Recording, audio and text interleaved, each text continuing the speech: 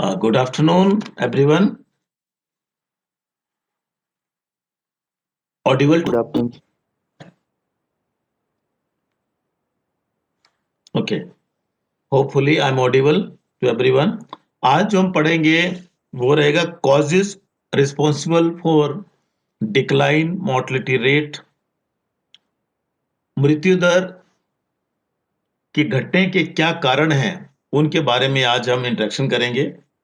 और जैसे पहले ही हमने आपसे कहा था कि डेमोग्राफिक प्रोसेसेस में जन्म दर और मृत्यु दर और साथ में माइग्रेशन, प्रवास हम जिसको कहते हैं, वो एक ऐसी प्रक्रियाएं हैं जो कि हमें इन डेमोग्राफिक प्रोसेसेस के बारे में बताती हैं। सो यहाँ जो हमारा पूरा ध्यान आज रहेगा, वो ये रहेगा कि क्या कारण है जिसकी वजह से जो डेमोग्राफिक प्रोसेसेस में मोर्टेलिटी जो है वो कम हो रही है। आप लोगों को पता ही है, मोर्टेलिटी को मेजर करने के लिए 1000 की जो आबादी है, उस पर कितनी मृत्यु हुई हैं, उसे हम मोर्टेलिटी कहते हैं। तो हमने मेजर करने के इसके मेथड देखे थे कल, और आज हम इसके कारणों को देखेंगे कि वो कौन से कारण हैं जिसकी वजह से ये सारी चीजें कम हो रही हैं। तो सबसे पहला जो कारण है, खास करके डेवलपिंग कंट्रीज में अगर हम ध्यान दें, तो सबसे पहला जो कारण है that decrease disease control medicine. Disease control medicine मतलब कि जो दवाइयों का जो जितना भी आविष्कार आज के टाइम में हुआ है, उन्होंने सारी बीमारियों की रोकथाम के लिए अलग-अलग तरह की दवाइयाँ जो हैं वो बनी हैं। तो इसकी वजह से जो डिजीज़ जो होती थी दुनिया में, जिससे कि डेथ रेट बहुत ज़्यादा होता था, वो कम हुई है, रादर कम से कमतर हुई है। और इसकी वजह से जो डेवलप्ड नेशन है, उन्होंने क्या कर दिया, उन्होंने तो अपना वे ऑफ लाइफ ही ऐसा बदन बना दिया कि बीमारियां ही कम हों, और बीमारियां कम हों तो उसके साथ अति महत्वपूर्ण चीज और क्या ऐड कर दी कि भगवान न करे किसी को बीमारी हो भी गई है तो उसको ठीक करने के लिए दवाइयों का निर्माण जो है वो किया गया। और इसमें वर्ल्ड हेल्थ ऑर्गेनाइजेशन जैसी एक इंडिपेंडेंट इंटरनेशनल एजेंसी है जो इन सारी चीजों को मॉनिटर करती है, और उसे मॉनिटरिंग में देखने की अगर कोशिश करें तो विकासशील राष्ट्रों में पिछले कुछ सालों से विकासशील राष्ट्रों में पिछले कुछ सालों से जो टाइफाइड था, मलेरिया था, स्मॉल पॉक्स था, निमोनिया था, प्लेग आदि आदि कई ऐसी बीमारियां थी, लाइलाज बीमारियां, जिनका लगभग दुनिया में खात्मा आज के टाइम में हो चुका है। आज के समय में आज जो अभी प्रेजेंट सिचुएशन है कोविड वाली, तो उस कोविड की वजह से हम लोग जो अभी ऑनलाइन बैठे हुए हैं, उसके लिए भी वैक्सीन जो है वो ऑलमोस्ट तैयार है। तो आज की डेट में कहीं भी हम भगवान ना करे कहीं भी कोई ऐसा लाइलाज कोई बीमारी भी आती है, तब भी हमारी जो इंटरनेशनल कम्युनिटी है, रादर सारे जो वैज्ञानिक हैं, वो ये काबिलियत रखते हैं कि उसकी दवाई जो है वो बनाई जा सके। तो इसलिए इसने मृत्यु दर को काफ़ी ज़्यादा कम कर दिया है। नंबर 2 है public health program. Public health program का मतलब क्या हो जाता है कि लोगों को जो सार्वजनिक हेल्थ होती है, पब्लिक हेल्थ होती है, उसको अवेयर करने की, उसको ट्रीट करने के जो प्लान्स हैं सरकार के, वो बहुत ज़्यादा प्रोग्राम्स हैं। डब्ल्यूएचओ की अगर हम बात करें, तो डब्ल्यूएचओ ने क्लीन एनवायरनमेंट की वकालत की है, पॉल्यूशन फ्री होना चाहिए, ये सारे देश उसकी वकालत की है। और उन्होंने प्रिवेंटिव मेजर करके एक प्रिवेंटिव मेडिसिन करके एक अलग से ही डिपार्टमेंट जो है वो क्रिएट हुआ है। प्रिवेंटिव मशीन मेडिसिन से मतलब सिंपल शब्दों में क्या है कि दवाइयों से हम परहेज करें। तो रादर जैसे हम पहले प्रोवर्ब हम पढ़ते थे कि इलाज से परहेज बेहतर है। तो परहेज prevention is better than cure. तो जो प्रिवेंशन वाली जो है प्रिवेंटिव मेजर्स की, प्रिवेंटिव मेडिसिन की ही बात होने लगी कि दवाइयों को जितना हो सकता है उतना हम उनको कम खाएं, उतना कम खाएं। तो ये जो है एक अलग तरह के कॉन्सेप्ट जो है वो आज के टाइम में आने लगे हैं, और वो उसके लिए लोगों को अवेयर किया जाने लगा है। और ये गवर्नमेंट की जो पॉलिसीज हैं उसमें लोगों को जागरूक करने के लिए पूरी कोशिश की जाती है कि लोग जागरूक हों, और जो भी बीमारी या कोई चीज आने वाली है या आ रही है या आई हुई है, उसके बारे में पूरी की पूरी जानकारी लोग रखें। और जब पूरी जानकारी लोग रखेंगे, तो अनडाउटली हमें दवाई निर्माण की ज़रूरत भी नहीं पड़ेगी और मोर्टेलिटी रेट भी हमारी कम रहेगी। तो ये जन्म दर सॉरी मृत्यु दर को कम करने के लिए ये जो पब्लिक हेल्थ प्रोग्राम जो हैं, ये बहुत-बहुत इम्पोर्टेंट है और जो भी चीज़ें होती थी, उन्हें प्रिवेंशन से उसको ठीक किया जा सकता है, ऐसा इनका मामना मानना है। और आज के टाइम में देखें, तो कई कई ऐसे लाइलाज एड्स जैसे रोग थे, उन्हें भी जागरूकता के साथ उसको भी खत्म कर दिया गया है। तो कई प्रोग्राम जो इंटरनेशनल लेवल पे लॉन्च होते हैं, नेशनल लेवल पे आते हैं और ग्रास रूट लेवल तक पहुँचते हैं। तो वो सारा इसकी वजह से भी सारी चीज़ें जो मृत्यु दर है वो कम हुई है। नंबर 3 मेडिकल फैसिलिटीज़ हैं। नंबर 3 मेडिकल फैसिलिटीज़, चिकित्सा सुविधाएँ आज के समय में आज जो डॉक्टर को दूसरा भगवान आज के समय में भी बोला जाता है, पहले भी बोला जाता था, परंतु उस समय डॉक्टर्स के पास शायद उतने इक्विपमेंट नहीं थे, जितने कि आज हैं। आज कुछ भी हो जाए तो मेडिकल फैसिलिटीज़ इतनी हैं कि आराम से डॉक्टर अगर किसी की जीवन में मरना ही लिखा होगा, ओनली देन ही और she will be dying, otherwise doctor जो है उसको बचा ही लेता है। जब डॉक्टर बचा लेता है, तो इसका मतलब सिंपल शब्दों में क्या हो जाता है कि डॉक्टर में अर्बन सेटिंग्स की अगर हम बात करें, जैसे हम चंबा की बात करें तो पठानकोट नियरेस्ट हमें पड़ता है और जहाँ आपको हर तरह की बीमारी का मॉडर्न तरीके से इलाज जो है वो संभव है। आज प्राइवेट हॉस्पिटल हैं, आज प्राइवेट हॉस्पिटल में भी इंटेंसिव केयर यूनिट है, आईसीयू हम जिसको बोलते हैं और जहाँ लाइफ को सपोर्ट करने वाली सारी की सारी सुविधाएँ वहाँ हमें देखने को मिलती हैं। तो इसमें और आराम से जो भी उस इलाज को अफ़ोर्ड कर पाता है, मुझे एक अच्छा-सा एक शब्द जो सुनने को मिला था, जब मेरे एक दोस्त थे, उनकी मिसेज़ को हार्ट अटैक हुआ था। तो हम पठानकोट में एक हॉस्पिटल में थे, तो हॉस्पिटल में डॉक्टर के साथ जब बात होने लगी, तो डॉक्टर आगे से बोलता कि बोला डोंट वरी सर, हम इलाज करते नहीं, हम इलाज बेचते हैं। कोई बात नहीं, बोला भाभी जी को कुछ नहीं होगा। तो इलाज बेचते हैं, तो ये प्राइवेट हॉस्पिटल्स का आज के टाइम में जो जितना कोई खर्च कर पाता है, उतना वो आराम से वो मरीज़ कर लेते हैं। कहने का अर्थ मात्र यही हुआ कि अगर एडवांस कंट्री के मुकाबले अगर हम अपने आप को देखें, तो आज के टाइम में बहुत सारी ऐसी चीज़ें हैं जिनका इलाज जो है वो हो चुका है। मतलब इज़ाद हो चुका है और उसका इलाज जो है किया जा रहा है। मैं छोटा-सा एग्ज़ाम्पल अपना देने लगा हूँ, आप लोगों की जानकारी के लिए शायद आप लोगों को भी अच्छा लगे और भगवान ना करे आपके जीवन में भी कुछ ऐसा हो, तो आप उसका यूज़ कर सकते हैं उसको, आपके माँ-बाप या दादा-दादी घर में बुज़ुर्ग होंगे। जैसे मेरे मम्मा हैं, मम्मा का आज से कोई 8 साल पहले करीब 8 साल हो गए, उनका मैंने नी रिप्लेसमेंट करवा दिया था। मम्मा के दोनों घुटने मेरे चेंज हुए हैं, दोनों घुटने आर्टिफ़िशियल हैं। मम्मा 3 साल तक बिस्तर पे ही थे, उनको मतलब पीक पड़ने लग पड़ी थी टाँगों में and she was totally unable to walk. वो पूरी तरह से रोते थे, परेशान होते थे और फिर डॉक्टर से हम मिले और डॉक्टर को पीजीआई ले गया मैं उनको और पीजीआई जाके उनका मैंने ऑपरेशन करवा दिया। और दोनों घुटनों का ऑपरेशन करने के बाद आज 7-8 साल हो गए हैं। शी इज़ क्वाइट वेल और सारे चलते हैं, दौड़ते हैं, सारा का सारा किलोमीटरों के हिसाब से जो एक कदम नहीं चल पाते थे, आज 1-1 किलोमीटर, डेढ़-डेढ़ किलोमीटर आराम से चल पड़ते हैं। तो कहने का मेरा मतलब क्या है कि आज के समय में ये जो सारी चीज़ें हैं, वो सब की सब अवेलेबल हैं। सारी चीज़ें सब अवेलेबल हैं और उन सब चीज़ों का हमने प्रयोग कैसे करना है, वो हमारे लिए बहुत बड़ा रादर उससे मृत्यु दर जो है, उससे बहुत कम हुई है। इस किसकी वजह से? मेडिकल फैसिलिटीज़ की वजह से। आज के समय में मैंने पहले कह दिया, किसी की आ ही गई होगी, तभी वो इस दुनिया से जाएगा, नहीं तो उसको डॉक्टर जो हैं, वो बचा लेते हैं। एक और दोस्त हैं मेरे, उनके बड़े भैया हैं, उनकी किडनी फेल हुए आज 5 साल हो चुके हैं। दोनों किडनियाँ फेल हैं। Can you believe that person is still surviving? बंदा आज भी ज़िंदा है। मशीन लगा दी घर में बंदे ने, अपना जो एक होता है उनका सारा का सारा ब्लड निकाल देते हैं, सारा तो कैट्रीन वगैरह जितना भी होता है, उसको चेंज करते हैं और उनको उनको सारे के सारा रोज़ रोज़ उनको चेंज करते हैं। और अभी 1 साल पहले उनको किडनी मिल गई, किडनी का डोनर मिल गया और उनका पीजीआई में ऑपरेशन हुआ और ऑपरेशन के बाद आज वो बिल्कुल ठीक हैं। तो ये कहने का मतलब क्या हो गया, जो वाइटल ऑर्गन्स हमारी बॉडी के हैं, उसका भी उसका भी रिप्लेसमेंट हो जाता है।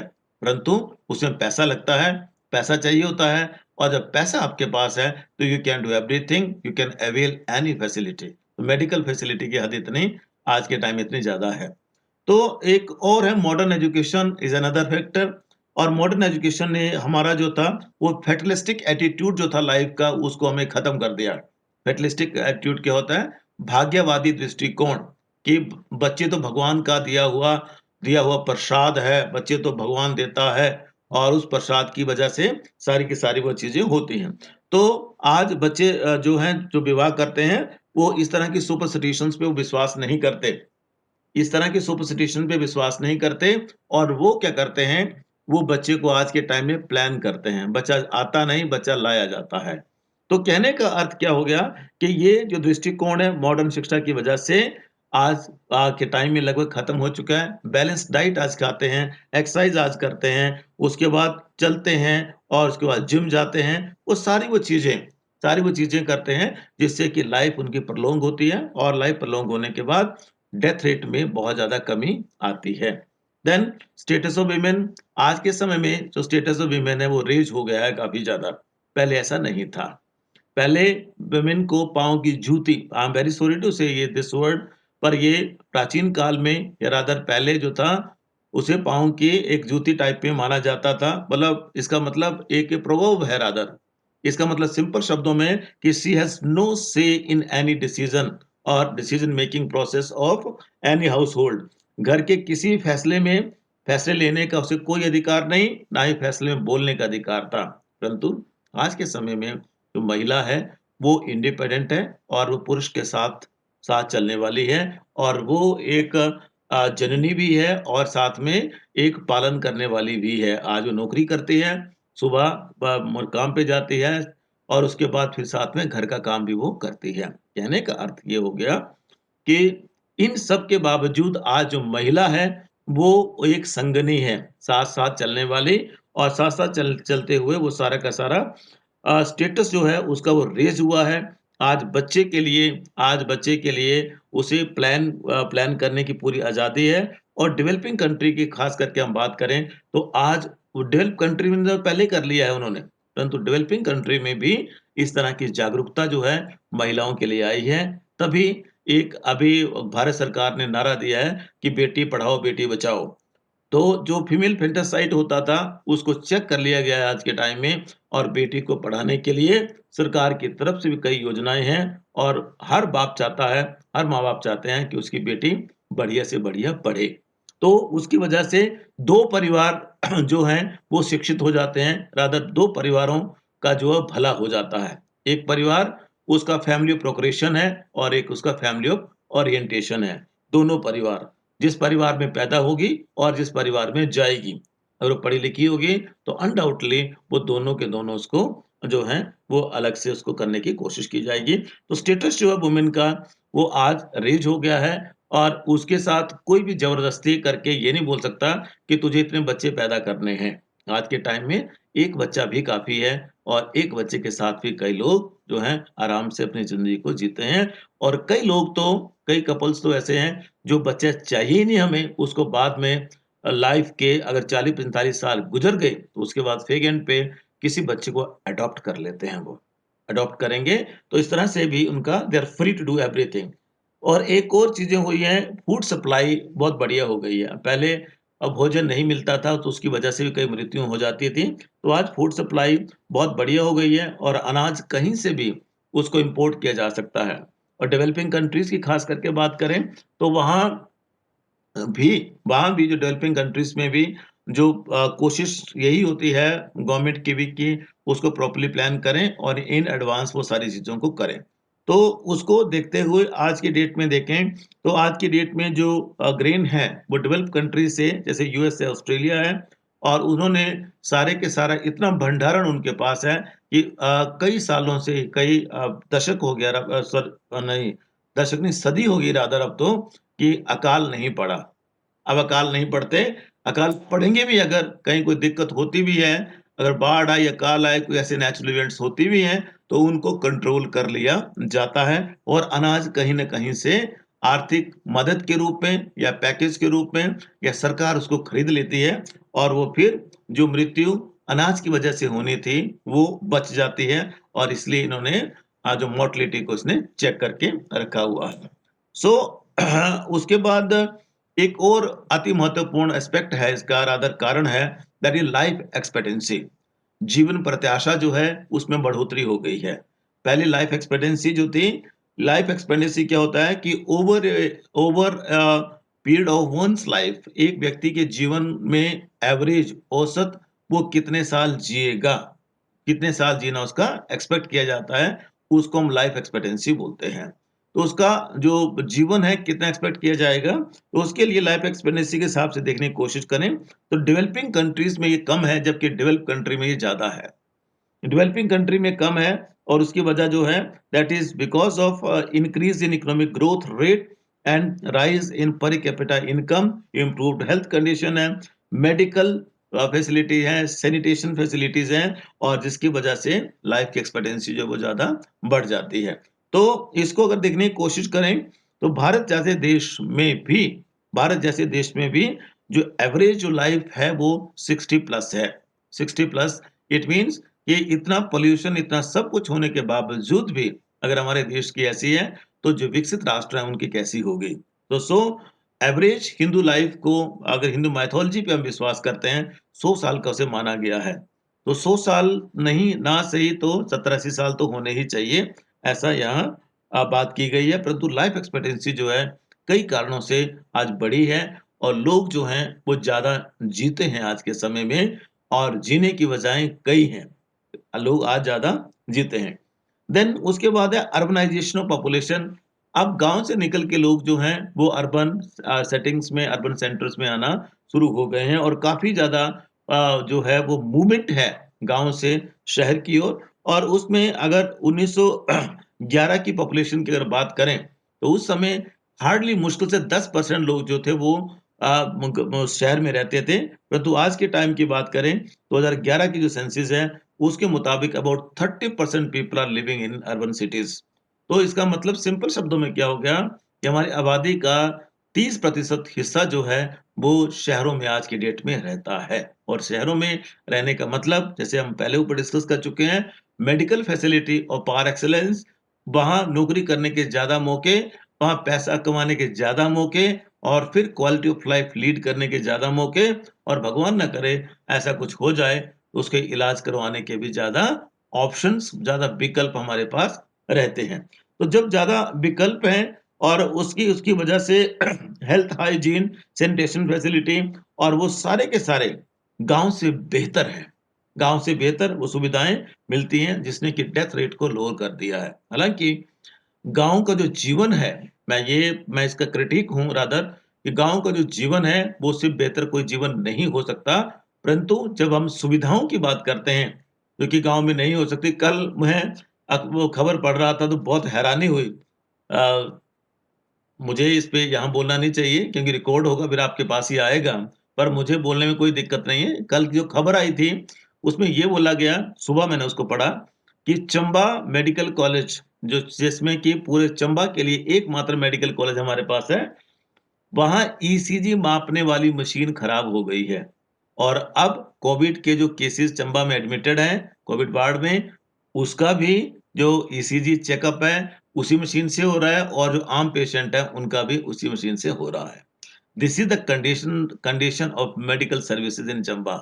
तो इस तरह की अगर चंबा तो शहर है नहीं, अब चंबा जैसे सिटी का जो हेडक्वार्टर है उसका अगर ये हाल है, तो वन कैन बेटर एंटीसिपेट कि वहाँ पांगी में क्या होगा, तीसा में क्या होगा, ब्रह्मोर में क्या होगा और जो हमारे वो एरियाज़ हैं, जो फार फ्लंग के एरियाज़ हैं, वहाँ हेल्थ फैसिलिटीज़ का क्या हाल होगा, आप अंदाज़ा लगा सकते हो। तो ये इस तरह से जो अर्बनाइज़ेशन की अगर वही अगर चीज़ें अर्बन सेटिंग में होंगी, तो वहाँ एक नहीं कई मशीनें होंगी और हैरानी की बात ये है, जब सीएमओ साहब का स्टेटमेंट उसमें डाला हुआ है, तो सीएमओ ने बोला है कि इस खरीदने के प्रयास किए जा रहे हैं। खरीदने के प्रयास किए जा रहे हैं, see the height of medical negligence कि अगर किसी को भगवान ना करे किसी को भी कोविड ना हो, परंतु चंबा हॉस्पिटल में आज भी लोग एडमिट हैं। तो क्योंकि उनको मापना होता है सब कुछ उनका, हार्ट बीट सबका ईसीजी उनका होता है। तो उसके लिए उसी मशीन को यूज़ किया जा रहा है और दूसरे के लिए भी उसी मशीन को यूज़ किया जा रहा है। तो this is the critical condition we are facing and we are encountering with these days.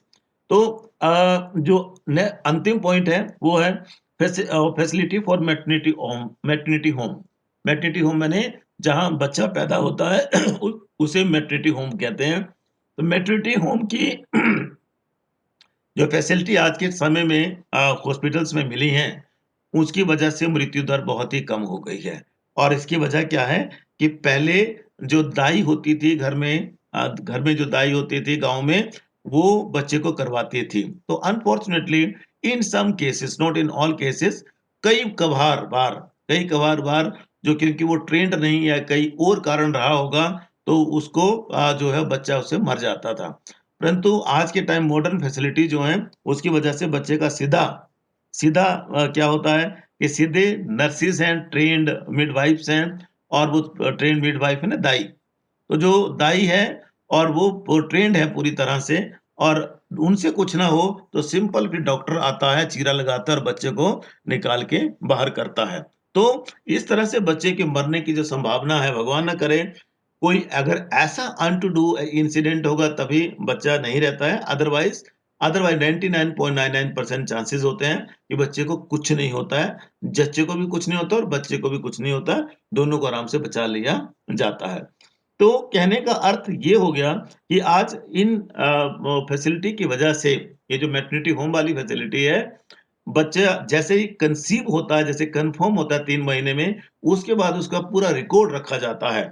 माँ का वेट उसमें प्लस होता जाएगा, उसे बच्चे का वेट माइनस करेंगे, तो जो सारी की सारी चीज़ें जो हैं, वो अपने आप उसमें आती रहती हैं और सारा उसका रिकॉर्ड जो है वो रखा जाता है। और जब रिकॉर्ड रखा जाएगा, इस तरह की फैसिलिटीज़ होंगी मैटरनिटी होम्स की और उसे बच्चे कंसीव करने से लेके डिलीवर करने तक, आजकल तो जननी सुरक्षा योजना हिमाचल गवर्नमेंट ने स्टार्ट की हुई है। अगर किसी को बच्चा होना है, तो आपके गाँव में आंगनवाड़ी के साथ-साथ एक और आशा वर्कर का कांसेप्ट लेके आए हैं।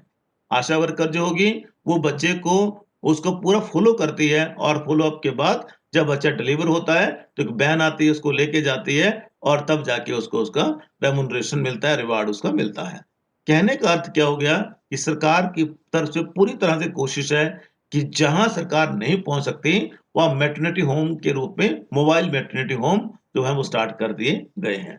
तो कहने का अर्थ बहुत ही कम शब्दों में ये रहेगा कि जो अभी हमने बात की है, उससे यही नतीजा निकलता है कि मॉडर्न फैसिलिटीज़, मॉडर्न डेवलपमेंट की वजह से आज के समय में मोर्टेलिटी रेट जो है वो डिक्रीज़ हुई है और उस डिक्रीज़ होने के जो उपरोक्त कारण हमने आपको बताए, रादर वो कारण जो हैं, वो किसी कंट्री स्पेसिफिक नहीं है।